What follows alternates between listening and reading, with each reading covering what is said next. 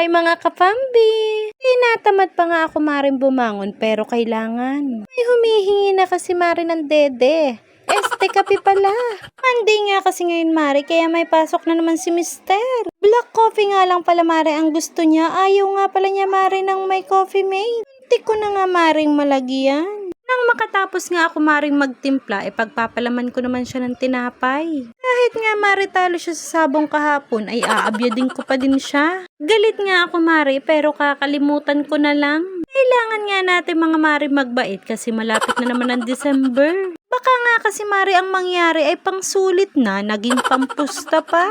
Ayusin mo nga mister ang desisyon at baka di na kita matansya. Tandaan mo nga ang utang natin ay hindi agad-agad basta nauubos. Pero ang pera natin, kunting-kunti na lang. Medyo familiar ba sa inyo mga mare? Bayaran nga kasi ngayon mare ng kuryente, tas sumabay pa nga mare ang wifi na yan. Maya-maya nga mga mare, nakaalis na din si mister. Kakagising nga lang pala dyan mare ng aking anak, kaya naman ako'y pahiga-higa din muna.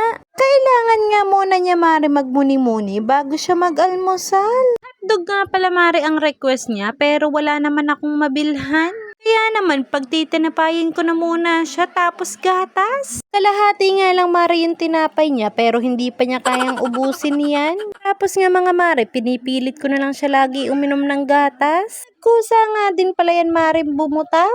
Tamo nga itong si mister, napakamalilimutin talaga. Nakalimutan nga niya mare yung ginayak niya kanina. Pero kung yung manok yan mare, dala yan. Naglako nga pala mare kanina ng kiat-kiat kaya binilahan ko na si Brianna. Sabi ko nga sa kanya, kumain muna dyan at may lalantakan lang ako dito.